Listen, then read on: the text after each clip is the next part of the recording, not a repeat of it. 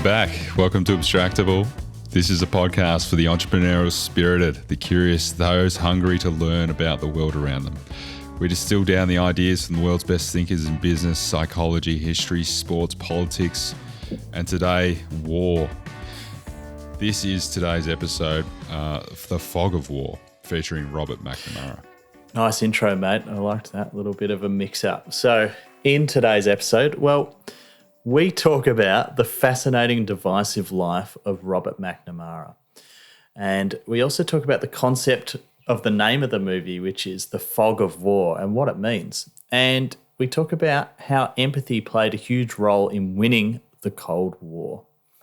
So why have we chosen to talk about this doco? Well, because McNamara's life is one that is truly unique and a lot can be learned from, whether you love him or hate him.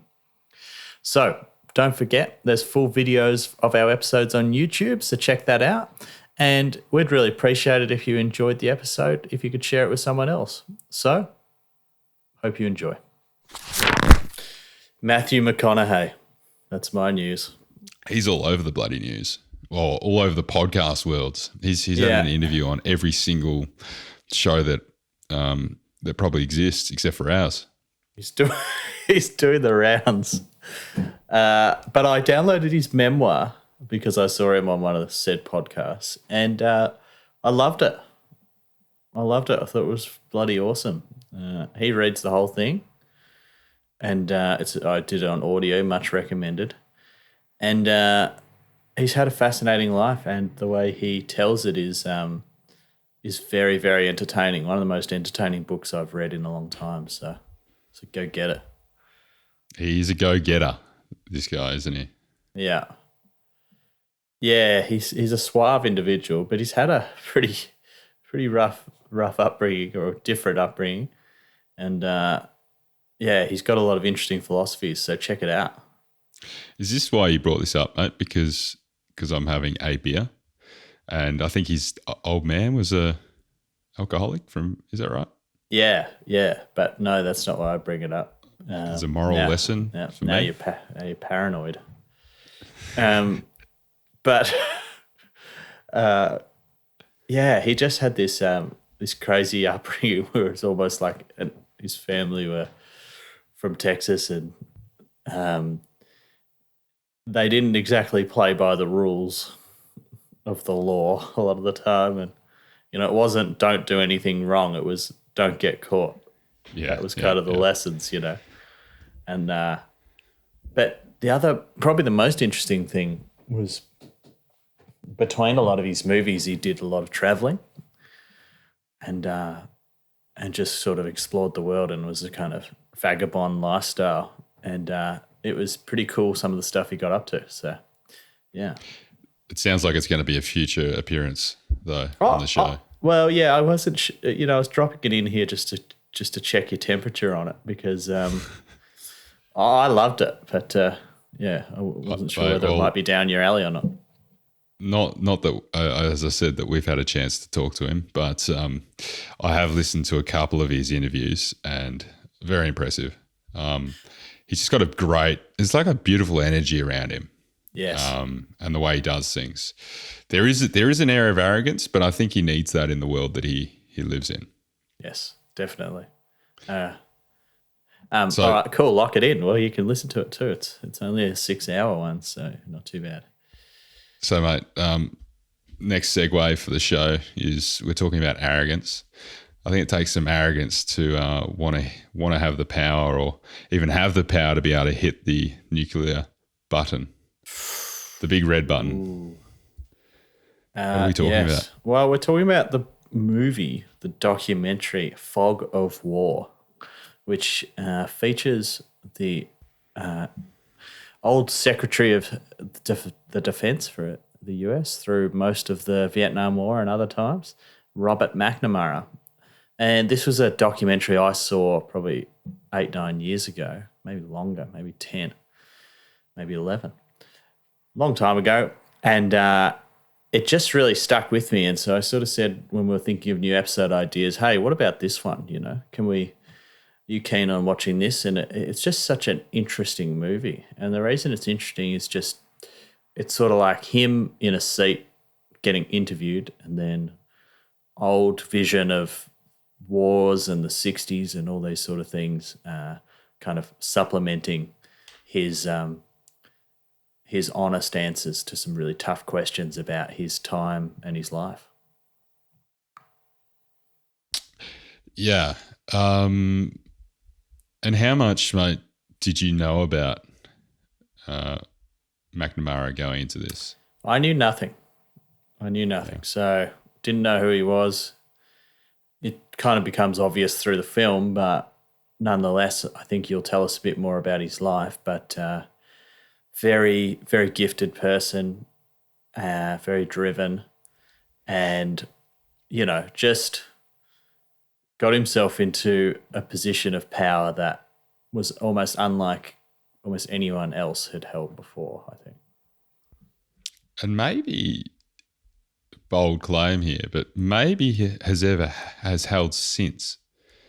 I think we'll talk about that later on. I'm keen to talk about that later on. All right. After we elucidate a few things. So the other thing about World Order, there was a double connection, is Henry Kissinger is the author of that book. And obviously these two men had a lot to do with each other throughout their times in government. There's quite that 60s, 70s kind of crossover period. Both very controversial figures. Yes. And so I'm very much in the same boat, mate. I knew very little.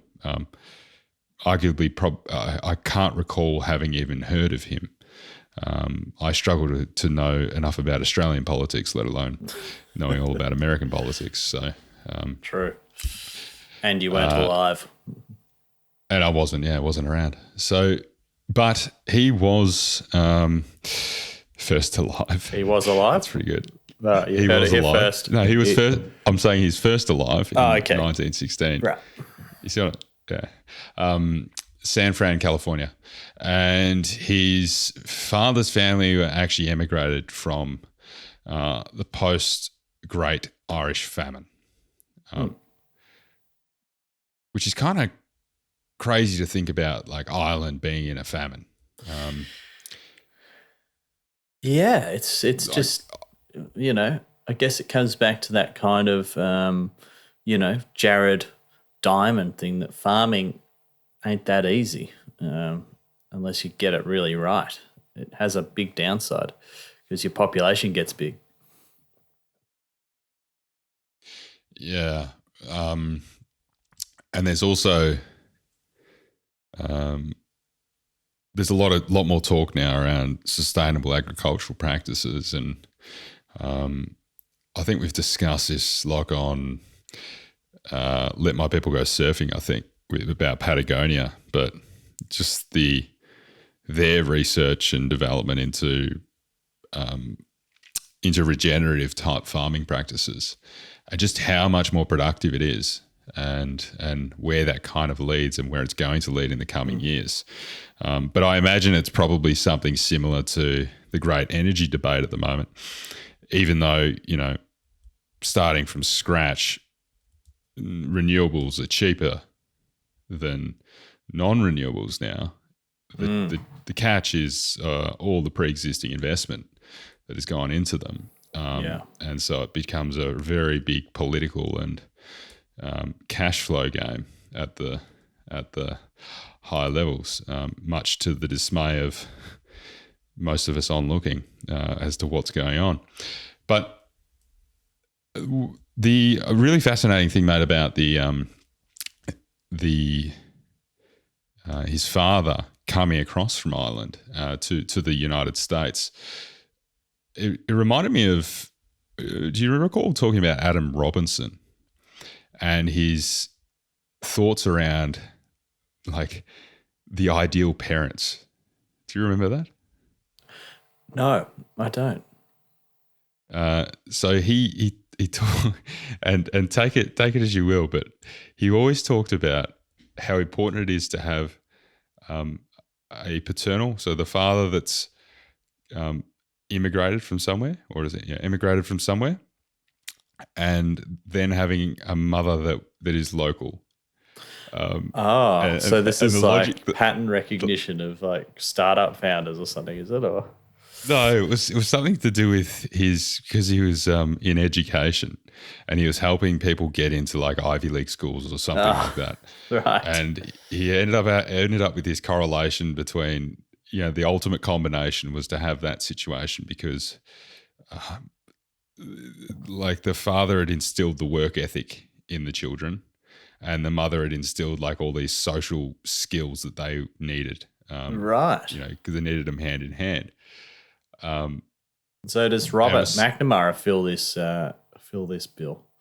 Well, that's it, mate. He's another statistic for the old Adam Robinson model. I'm not going to make any further comments on that. So, very fascinating about this guy's education, though. He went to the University of California, and he studied a bachelor in economics with minors in maths and philosophy. Pretty bold combination. He finished up 1937, earned a varsity letter, which is like, for the Australian listeners, just like a high-level commendation, I believe. And then he joined the Army Air Force. As soon as he left. But at the same time, he also went to Harvard Business School and did an MBA, which he finished up with 1939. Then he got out of his MBA and he went to Price Waterhouse. And he spent a whole 12 months there before he went back to Harvard and started teaching accounting. And somehow, I think you alluded to this earlier, Locke, was he's clearly a gifted person, or maybe he's got the right combination of parents. But he but he became the highest paid and youngest assistant professor. And that's pretty bold, like, because he's come out of university arguably for 12 months, and then he's come straight back into university and landed this sounds like quite a senior role. It's quite impressive. Like, it's the first sort of I suppose indication that he's heading somewhere, isn't it? Like,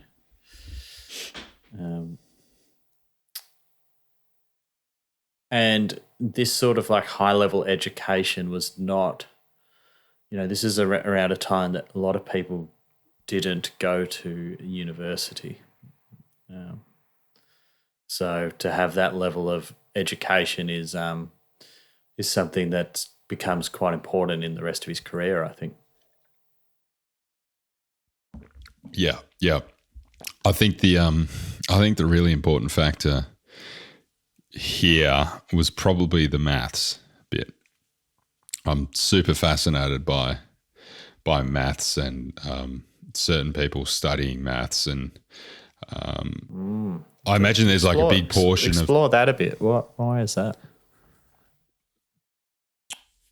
Let's get into some more stereotypes, because we've already stuck our hands in it this episode. The maths, I think like people going into maths, they're going to be like typically a particular type of person that is quite geeky, right? Yeah. Or that, very, I think we can make that comment. But there's I think there's like a group of people that go into that math space that aren't, of that kind of typical, just super fascinated by exploring the depths of numbers and how far you can abstract out those numbers to who knows where. And I think it's those people that seem to do some incredible things. Case in point, this guy. I'm very fascinated, as you know, by Eric Weinstein and his kind of mathematics background, which has now got him involved in many different things, some controversial, some pretty incredible. Yeah, okay. So that's interesting. Like the people who have quite a strong founding but also have some other aren't as introverted, it's quite a powerful skill set to go on with. There's a pattern. Yeah, and there's a couple of startup founders that I know that are just have done incredibly well in that space. Another one is like even just people coming out of like physics as well and going into this stuff. And I think if they have that almost like an entrepreneurial heart or that interest to do something that isn't just purely focused on the theoretical math side of things, I think that's where the two worlds combine and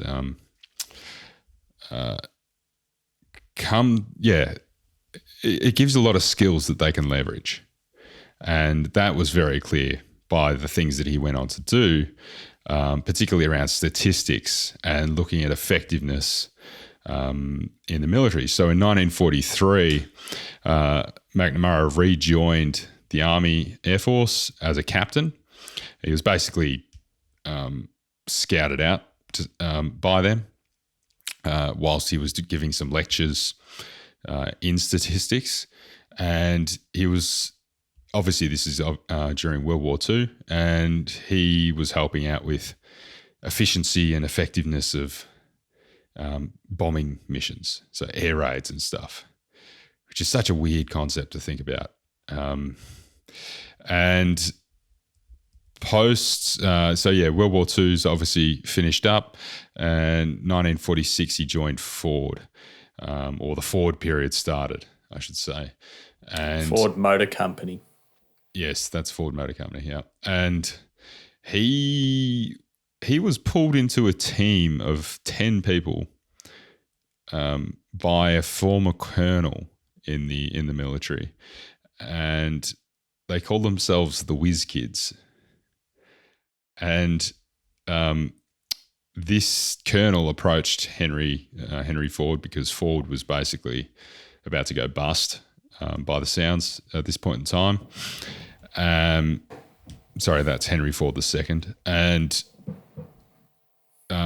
Ford hired them all. He brought them all on, and basically they came in there and turned the entire company around.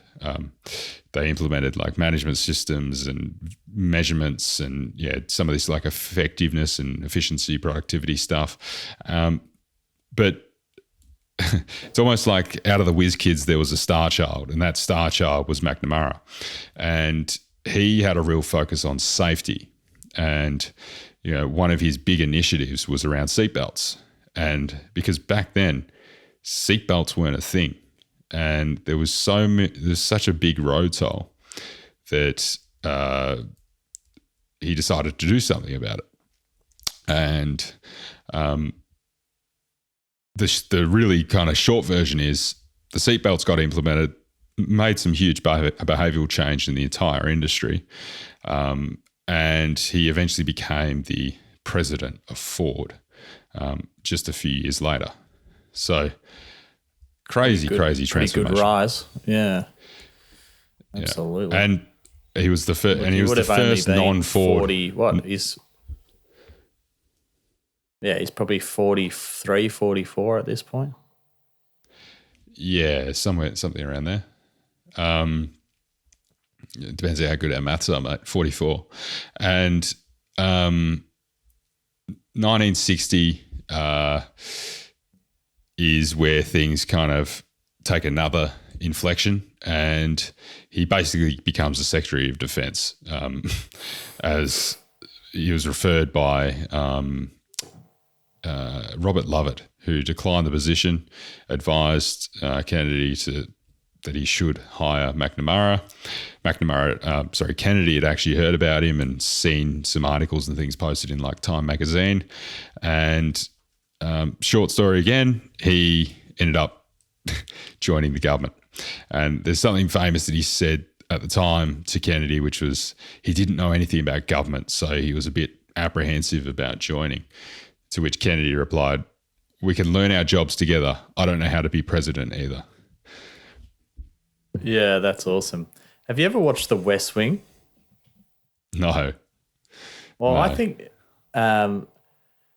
I think that the character played by Rob Lowe, Sam Seaborn, seems to be based off MacNamara, I think,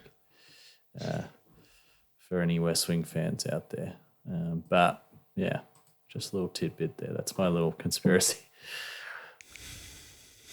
Is the show any good? It's amazing.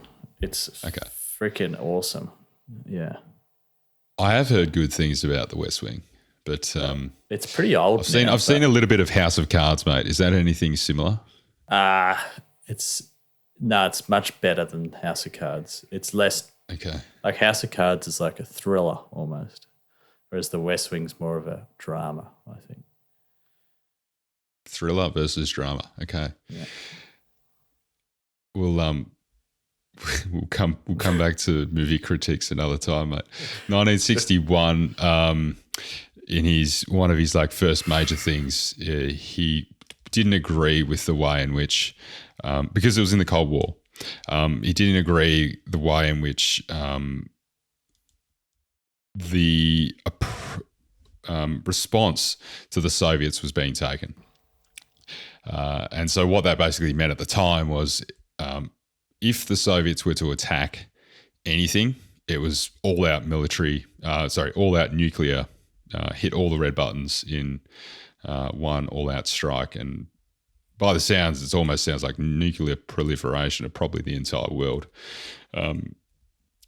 Very strange. But he wanted to change it. I'm not sure if he actually ever got it over the line, but sometime later his views shifted back the other way, which is fascinating. I think so. Apparently, the concern was revolts and strikes from the remaining population, and military resources still being accessible, and it, by the sounds, wasn't going to do the job enough. So 1962, Cuban Missile Crisis. This was a 13-day period in which, again, more nuclear proliferation was on the very near horizon. Not going to jump into that too far at the moment, mate.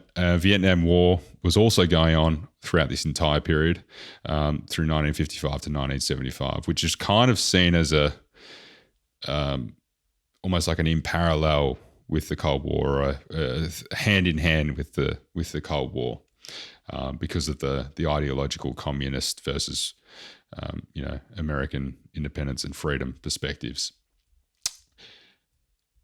Skipping ahead, just so we can tie this up, 1981, he became the World Bank president.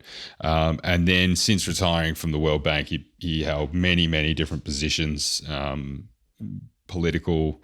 He was involved in trying to, eliminate poverty, fix up world health, and a few other things. And then obviously appearing in this documentary in 2003.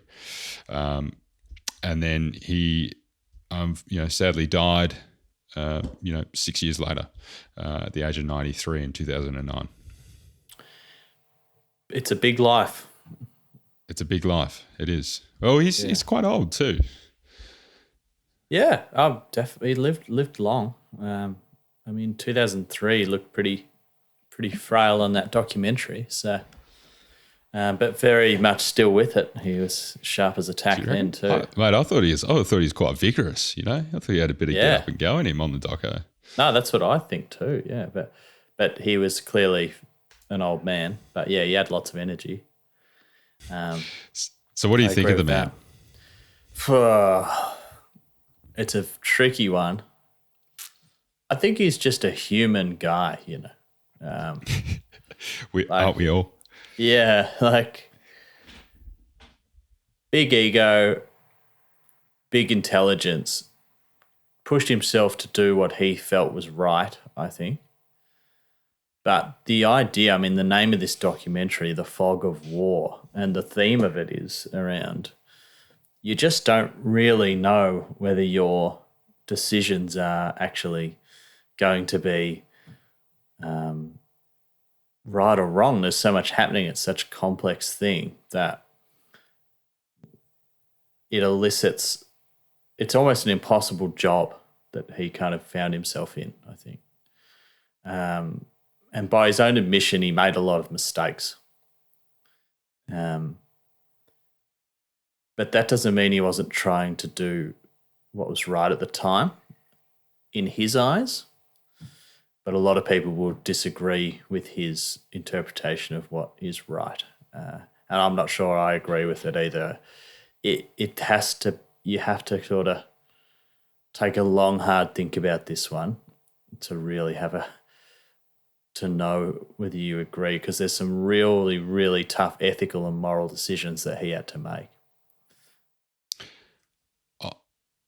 I don't think any amount of thinking about this one can lead to the right answer. Because there's people that say he's a war criminal and, crimes against humanity, which is, the most serious of serious crimes that can be committed, which, can be totally seem valid, by some of the things that were done. And then on the other end of the spectrum, there's people that praise him as having saved the world or saved the free world, and so, and other justifications to lead to that as well. And as is the case in any moral dilemma, I think you can debate it until the cows come home. If there was a simple answer, you'd already have it, perhaps, yeah. Yeah. Do you feel like was he being honest in the movie, do you think? Because the movie is him being interviewed about his life and being asked some pretty tricky questions about some of the stuff he did, and him giving answers down the barrel of the camera.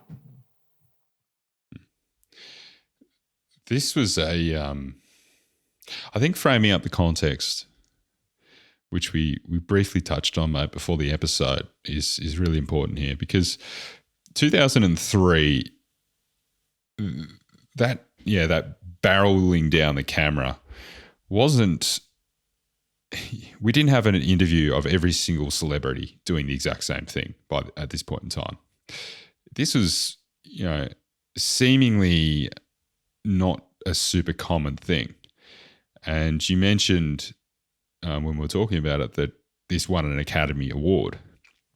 And I said in jest that I hope it wasn't like, for an actor's performance or something like that.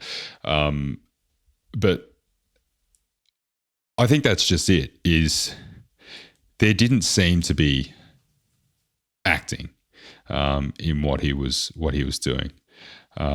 Although people can be very, very good actors. So I don't know. Who's to ever know? I felt he was truthful, but there was a couple of points where, particularly when he said at one point in time, I don't remember authorizing Agent Orange. And obviously he was the Secretary of Defense at that particular point in time. So it doesn't really matter if he authorized that or not, because it's incumbent on him anyway as the head of that. But I'm sure for something of that scale, he would have to have known, and he would have to have had some input into. So, but when he said that, there was a reminder to me of someone else, some other Agent Orange, one who's just left the White House or is about to hopefully leave the White House. And that was one sticking point for me. Right, that was the first glimpse of unsurety I had, because I don't know why you'd say that. Could he really look it in the eye and say I was responsible for that? Yeah, he kind of dodged it in a way, didn't he? Yes, but other than that, I actually felt things were genuine. But you kind of have one glint of lack of integrity, maybe, if that's what it actually was, and you kind of undermine the entire story. I kind of feel like, he was trying to say, hey, look, this is what it was like. This is what it was like. This is it's almost an impossible situation. We should think about the structure of things and, you know, what's right, what's wrong. I'm still struggling with these questions. You know, he did all this stuff in his 40s, early 50s perhaps, and he's probably, in his late 80s at that point, still trying to figure it out, I think. Did I do the right thing? And I think it's pretty clear through what he was able to do prior to, you know, the point in time at which he was making some of these decisions. He is incredibly smart. There's a lot of kind of logic and stuff happening inside his head, and the way in which he'd acted previously was quite in pursuit of doing good.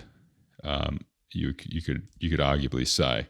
So I guess you hope that he's got the best intentions, and even for someone as potentially talented as him, I just can't imagine it.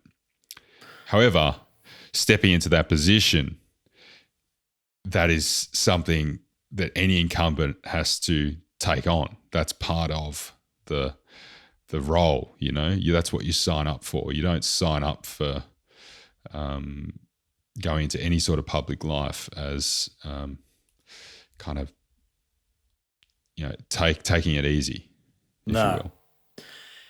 So, I mean, here's an example. So, of just what he was up. And something that struck me is that he spent time at Ford, right? He spent time at Ford. He spent all his time looking at statistics and optimizations and getting the data, which is one of his things he talks about. And did a lot of effort on, he said, oh, geez, so many people are dying in cars. How do we fix it? And, you know, basically was instrumental in inventing the seatbelt, among other safety initiatives. And then he worked at the World Bank, which is effectively almost a charity-style organisation to develop the world after he left. So he put his energy towards those things. He probably saved, you know, arguably thousands, maybe hundreds of thousands of lives over time. Maybe millions. Some of his actions, to be honest. Yeah.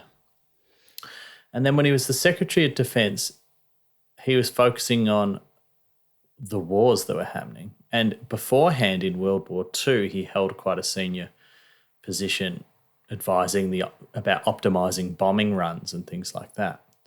And he says in one night, they firebombed Tokyo and killed 100,000 people. And he was kind of responsible for that strategy. So, and then they did that to 30, 40 other cities, then dropped two atom bombs on the joint. It's so unfathomable.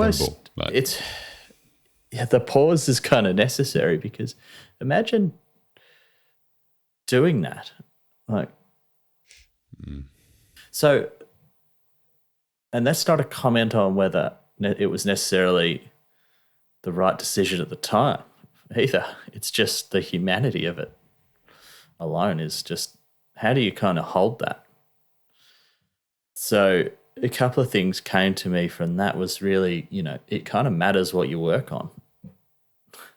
So this is kind of the first time where someone's this much military might was in one place, I think. And he got himself into a position that was almost the most powerful of anyone ever, besides the president, up to that point in the history of time. And then, so, you know, his decisions were affecting, you know, the lives and deaths of millions of people. Far out. So it really depends, you know, and I think the takeaway for me from that is like, you know, what are you working on? I'm not going to be in that position, but I do have some influence. So what are my energies going towards? Particularly with the leverage that exists in the modern world, as we've talked about on Naval's episode and others. Your impact can be scaled a lot more than it could back in the 60s. Yeah, and we've got one big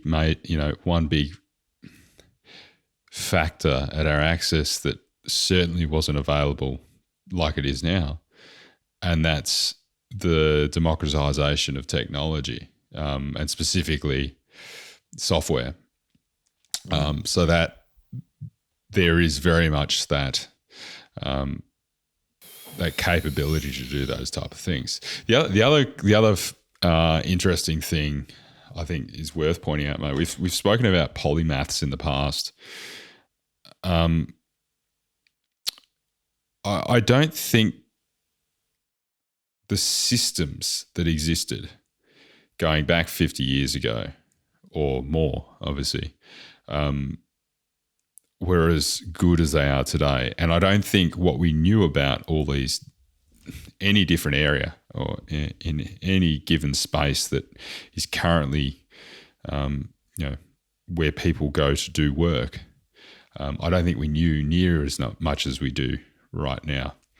And I think that's important to realise is I'm being very careful with words here, but I think it's very hard to try and replicate the same sort of path that he did in today's day and age, because I think the competition is just so much more fierce, and I think the democratization of not just technology but also of education through that technology mostly has meant that competition has gotten so much fiercer, which is a great thing for the world, by the way. Because it to some degree it reduces the power held by few, except when playing right at the extremes where it does the opposite. Yeah. Hey, did you think he was a attractive guy? It's an attractive guy. Oh, the 90-year-old that was sitting there. Nah, the young MacNamara. Did he get your heart beating a little faster? Oh, it didn't. It wasn't something that came immediately to mind, mate. I take it you had a different interpretation than that, but it was kind of, we're watching like 5 frames per second black and white footage of him doing things. It was a bit hard to tell, but probably. But he had the whole get up on. Yeah. He had the suit and all the. He was dolled up the whole time. Tell us about yourself, Lockie. What was your interpretation of it? Well, I thought he was a very good-looking guy. I thought he was a very, very handsome man. I'm interested to know what the listener thinks too, but I reckon that played a part in his rise. I can't even think of what he looks like as a younger guy. I can just think of him sitting there in the. He'll be in your dreams tonight. Colour. Yeah, I'll have to take a look up, mate. Yeah, Google him because he kind of looked the part. I reckon, and I do wonder if that kind of helped with his rise up the chain because this kind of. I think good-looking people are just. People are, it seems to me that people think they're more competent as well. I feel like it might have given him an edge. I'm not convinced on that. I think his hair is a bit weird, although maybe arguably a hairstyle that day. And he's probably got pretty fashionable glasses on for that day and age. It's like rimless glasses is the one I'm looking at here, which is probably from the 50s, but. Doesn't do it for you. Oh, I'd say he looks the part. Everyone enjoys a different cup of tea. They do. But I think maybe what you're getting at, mate, is the he certainly looked like someone who would hold the position that he did would look. Yes. Yeah. He looks like a boy genius. Yes. Yes. Can I just say, mate? He actually looks kind of like an honest person, because there's people that don't look honest as well. Like there's certain politicians here that I'm thinking of that You're looking at me a bit different. Is this? Am I one of them? I hope you're not a politician in disguise, mate. No, I'm talking more about like the likes of Agent Orange that we were talking about earlier. And you look at them and you're like, this is all just lies. There's certainly, I think maybe people in the public spotlight a lot. It's almost like they get a certain, I don't know, look about them. He just doesn't seem to have that look. Maybe I'm wrong. Yeah, no, I take that. It's interesting as well how he looks completely different now as an old man. I wouldn't have even picked that was him back in the day. And then also that he talks very differently. His whole voice and his intonation and these things have completely changed. And I thought that was kind of interesting, just the general comment on what it's like to get older. So, what did you notice? He's more free flowing in his speech, more colloquial. He was more formal back in the day. He had more of like a, his face is completely different. I think there's a couple of things in that, mate. I think when you're in the public spotlight, everyone gets, like you've been in serious meetings and and you've kind of become a little bit more professional and set up a bit straighter and put on a slightly more finessed voice. But true, when you were in the public spotlight, that's what you're like the entire bloody time. But the other thing is times have changed too. Like 1950s, we were acting pretty differently back in the 1950s to what we are today. Just generally, general behaviour. Yeah, true. So the centralisation of power was something that kind of struck you about this documentary too, right? Yeah. Well, how much power is actually vested in a single individual. And there's always the rebuttal to that, which is no, but it's the entire team, it's the entire group behind it. But this is the thing, is there's decisions that need to be made at the very, very, very, very top, and those are typically the decisions with the greatest impacts or consequences, such as hitting the nuclear bomb. And, for example, they talk about Johnson a lot in the President Johnson a lot in the documentary. And I don't know a great deal about Johnson again, but it sounds like he was someone that did from time to time disregard advice completely. And I think they also mentioned that, for example, Kennedy needed to introduce some legislation to enable them to engage properly in the Vietnam War. And so he kind of pushed that through with his presidential powers or whatever he had to allow him to do that. So as much as we say that there's, these teams operating below and there's advice that is given, to some degree there's still a single point, particularly for those really, really high impact situations. And it's at the end of the day, they're just human. And it's such a fascinating way to frame up just even you just think about yourself trying to make a decision with that much impact, that much potential collateral. It almost gives you paralysis, thinking about it. Yeah, and I think his overarching message is you just can't know. So should someone be actually making this call, and one of his 11, because it says 11 lessons from Robert McNamara as the tagline. And I don't think they're really lessons. They're more like chapters in the documentary. But one of them is empathize with the enemy. So try and understand them and get inside their heads and figure out their motivations. is kind of what he means by that. But it was interesting to see him talk about, say, the death of Kennedy. And he was talking about how he picked out the grave location with Jackie Onassis where Kennedy would be buried, and he was crying in the documentary. But he was talking about the firebombing of Tokyo in more of an academic sense. You know, he still cared and was emotional about it, but he wasn't crying. And that's 100,000 people. And this kind of goes to his 11th lesson as well. Mate, that was 100,000 people in one day. Well, yeah.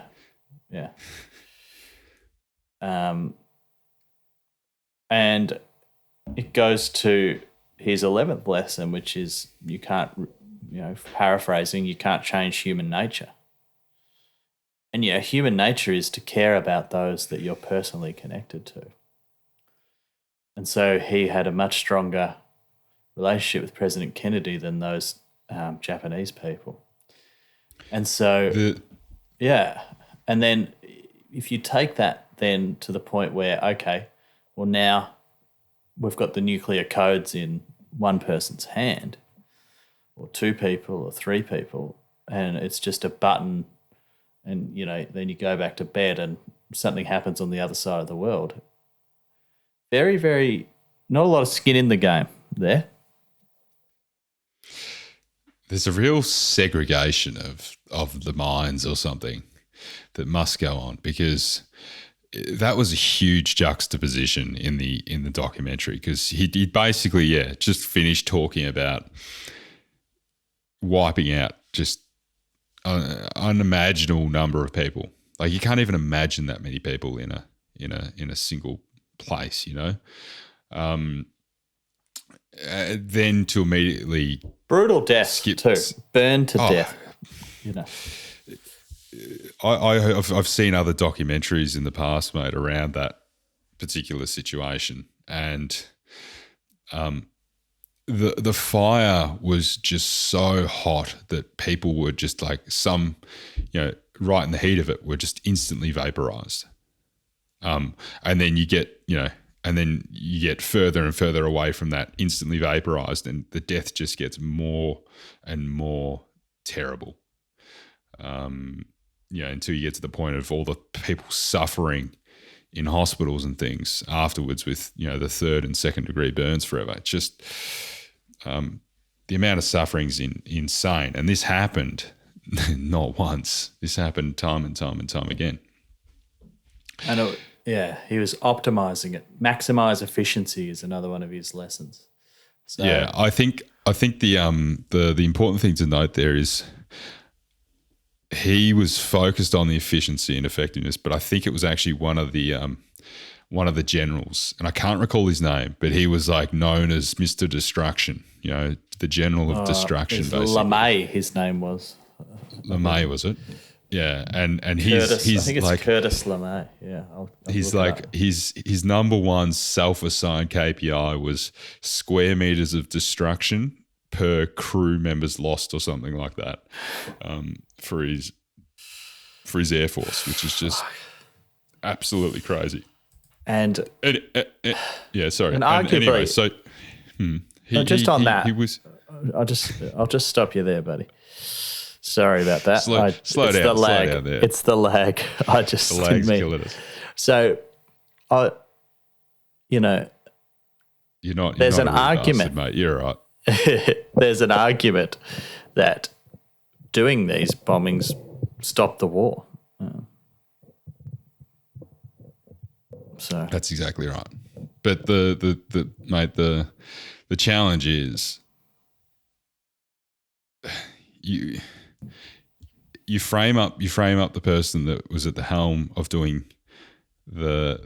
responsible for those deaths, and then on the other side of that, there's this grieving, deep grief, describing a past scene, and this is many years on. This is this is 50 years on from Kennedy's death, which normally time does heal heal some wounds and things. So to see him just so distraught about it still, I didn't know quite what to think about that and to be honest, I didn't expect it. I didn't see him as being someone that would be that. I guess it proves he's not a psychopath. Yeah. Maybe. Yeah. But the point being, putting that much power into an individual's hands is a challenge, and it's a continual question of like how much suffering must we inflict to get to the other side, or how much evil must we do in order to do good? Yeah, because arguably, I think there's an interesting thing with nuclear war or having nuclear warheads is it probably has caused a reduction in – I can see the argument that it might have caused a reduction in armed conflict. But the elimination risk is so high, because you only need to fire one, and this is kind of a black swan thing, right? You might be more calm day to day, but then bang, it's all over. You got this nuclear holocaust because someone woke Trump up and told them that there was 25 missiles heading our way. Or it's kind of that kind of thing. The shelves.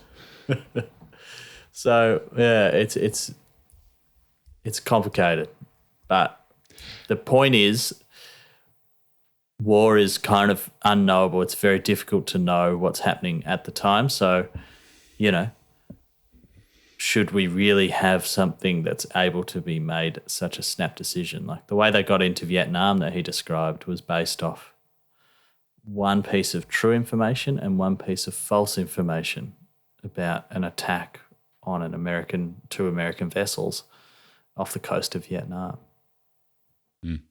But which they didn't know whether it was correct or not. They were just assumed that both were correct. But even now, mate, there's 2,500 nuclear warheads on 15-minute alert in the States alone. Like that's just... Why do you need that many? What I don't quite understand, and maybe it's just because I don't understand how much destruction, or maybe I'm overestimating how much destruction they cause. I can't imagine you ever need to use that many. No, you wouldn't have thought so, but it's almost like a fail-safe. Instead of shooting the bullet one bullet, we're just going to shoot about 30 just to make sure, if the first ones don't do the job. But you mentioned, mate, there was a bunch of lessons throughout the documentary, and you've touched on one already, which is the empathy thing. He saw, it sounded like empathy was like the biggest lesson, or at least the way I interpret it. And he said that empathy had basically allowed them to come out with a successful outcome from the Cold War with the Soviets. And it's because they were able to put themselves within the skin of the Soviets and really understand what the intents were and what they wanted to get out of it. What first of all, mate, what do you think of that? What's your take on? I think it's a good lesson for life, is you need to try and understand someone on the other side and really put yourself in their shoes in any interaction. I think it's fundamental, but it's interesting on the level of nations to try and understand a collective culture or a collective zeitgeist.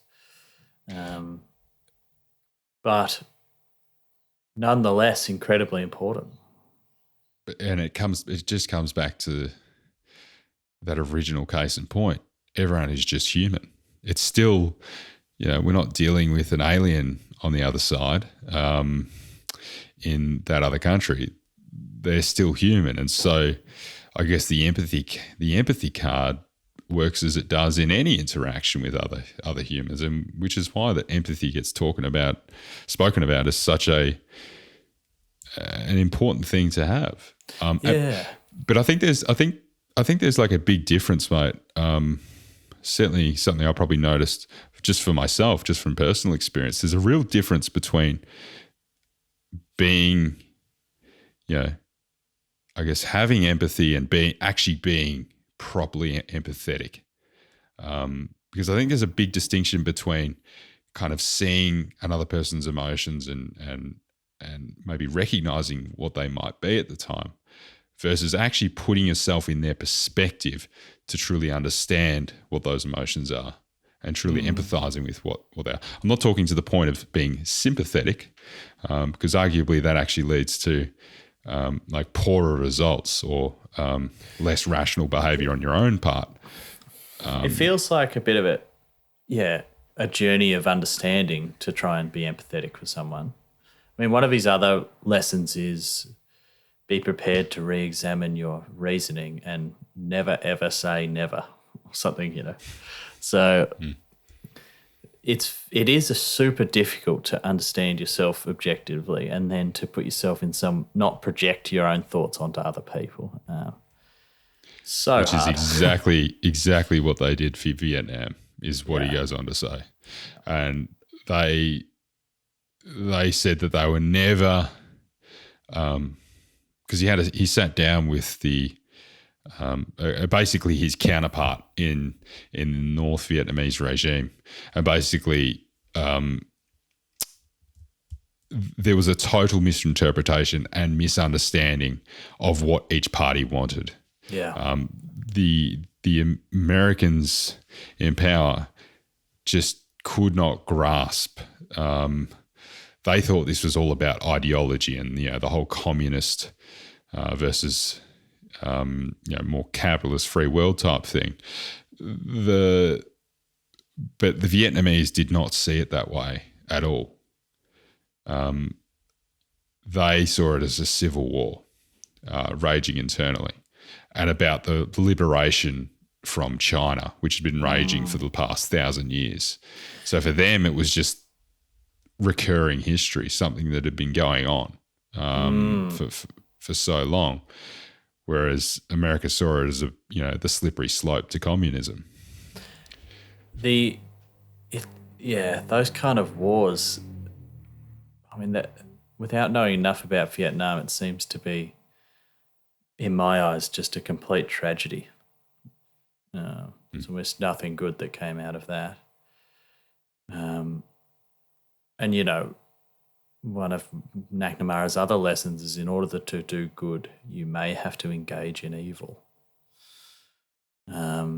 which goes back to those bombing runs. But there seemed to be, maybe they went in with that kind of idea into Vietnam and it didn't really do much, did it? It's just another train. It's just another runaway train case study, mate. The classic moral dilemma. Do you pull the lever? Do you not pull the lever? Oh, man. Yeah, who knows? He says, the ancient Greek dramatist, oh, God, this is a tough one. No, say Ecclesis. I think you dropped an S and missed an L, but that's all right, mate. We'll give you that. The ancient Greek dramatist Ecclesis wrote, the reward of suffering is experience. Let this be the lasting legacy of Vietnam.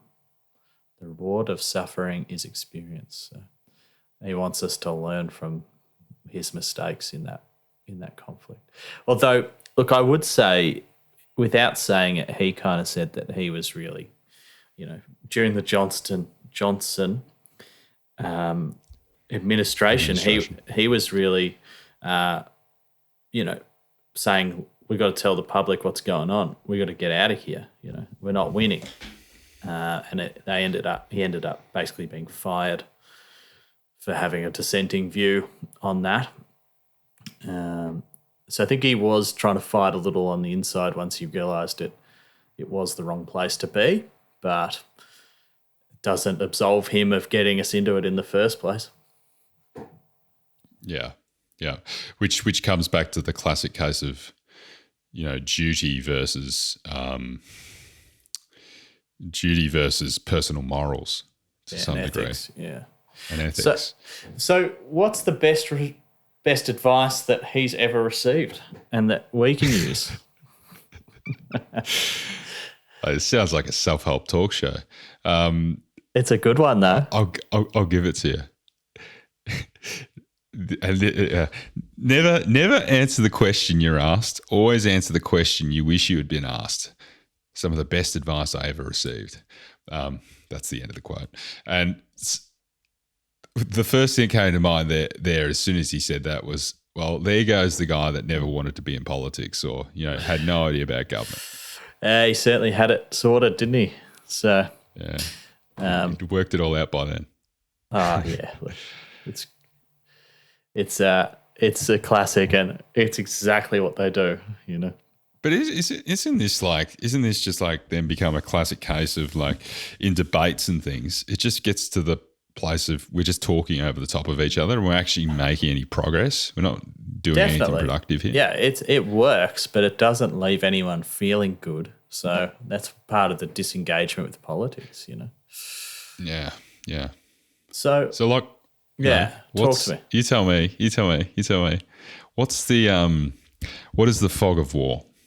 The fog of war is the uncertainty that exists during it, because he talks about how complex it is.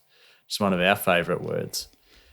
And so he's in the not that I know anything about it. No.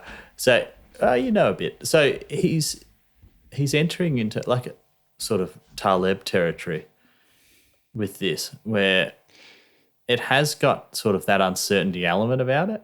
And a lot of his lessons that he kind of pulls out about getting the data, rationality won't save us. Number 7, belief. This is a water, seeing. by the way, mate. It's not having any more beer. You've moved on to gin. Moved on to the hard stuff. I wish. Belief. Number 7, belief and seeing are both often wrong. I like that one. Belief and seeing are both often wrong. And you can't change human nature. They're usually the same thing. I think Taleb would agree with that. We see what we want to believe, MacNamara says. Exactly right. I'm actually.